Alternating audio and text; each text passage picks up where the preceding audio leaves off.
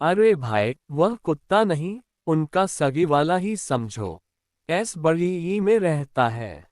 Car में घूमने जाता है। जॉनसन साबुन से नहाता है।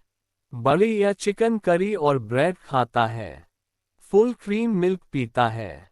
मैडम से इतना प्यार करता है कि साहब भी कभी न कर पाए। कहानी शुरू करने से पहले हमारे चैनल कहानियाँ 7.4 को प्लीज़ सब्सक्राइब एंड लाइक अवश्य करें ताकि हमें मोटिवेशन मिलता रहे, ताकि आप लोगों के लिए नया नया कहानी लाता रहूं। आइए कहानी शुरू करते हैं। सामने वाली कोठी की बालकनी में मैडम रोज सुबह नहा धोकर बाल संवारती आ खड़ी होती थी। उनके साथ उनका प्यारा डॉगी झक सफेद बालों और काली काली आंखों वाला कभी उनकी गोद में चढ़कर उनके गालों को चूमता तो कभी उनके कोमल मुलायम हाथों से बिस्कुट खाता नजर आता था।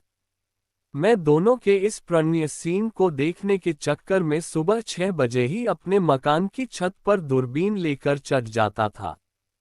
कभी मैडम सुबह सवेरे ही नहा धोकर बालकनी में निकल आती तो कभी आने में 9-10 भी बजा देती थी।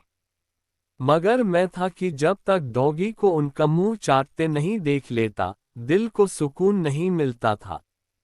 इस प्रणीय दृश्य को देखकर मैं खूबसूरत कल्पनाओं से सराबोर हो जाता था। फिर भले ही देर हो जाने पर ऑफिस जाकर बड़े साहब की घुड़कियां खानी पड़े, जो अक्सर मैं खाता ही था, आदत हो गई थी।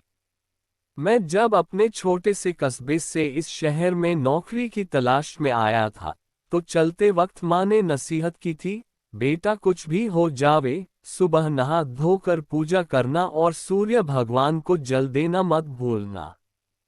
मैं एक पेटी में कुछ कपड़े और एक झोले में कुछ बर्तन भांडे लिए कई दिन इस अनजाने शहर में मकान की तलाश में भटकता रहा। किसी ने बताया कि कोई एलआईजी मकान देख लो, किराया कम होता है। यहाँ कैंट एरिया खत्म होते ही सड़क के एक और रईसों की बड़ी बड़ी कोठियां बनी हैं। बेहद खूबसूरत नक्काशीदार कोठियां, दुमंजिली तिमंजिली, बड़ी बड़ी बालकनी वाली, फूलों से सजे सुंदर गार्डन, ऐसे की निगाह ही ना हटे। वहीं सड़क के दूसरी ओर एलआईजी मकानों की लंबी कतार है। बेरंग, टूटे फूटे, गंदे और सीलन भरे कमरों वाले। इसी में से एक जर्जर बदसूरत सा मकान मैंने किराए पर ले लिया। माँ की नसीहत थी, सो पूजा पाठ के लिए एक कोने में रंगीन पन्नी चिपका कर भगवान जी के रहने का बंदोबस्त भी कर दिया। सूर्य भगवान को जल देने सुबह छत पर जाने लगा। एक दिन मोहतरमा अपने डॉगी को गोद में लिए बालकनी में खड़ी दिखाई दी। दूर से दृश्य बहुत साफ नहीं था, मगर निगाहें अटक गई।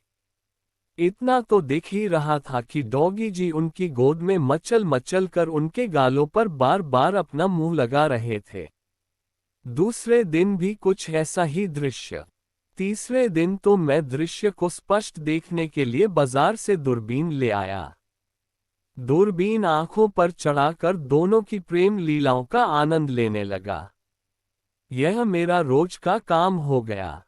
एक दिन शाम को लौटते समय मैंने कोठी के दरबान को सलाम ठोक दिया। उसका सीना साहब की तरह चौड़ा हो गया। मारे खुशी के स्टूल से उठकर मेरे पास आया।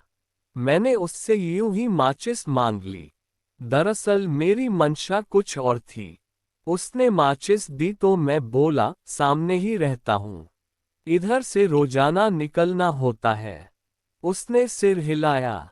मैं आगे बढ़ गया। धीरे धीरे मैं रोज ही किसी न किसी बहाने उसके पास रुकने लगा। फिर तो कभी कभी वह चाय भी पिलाने लगा।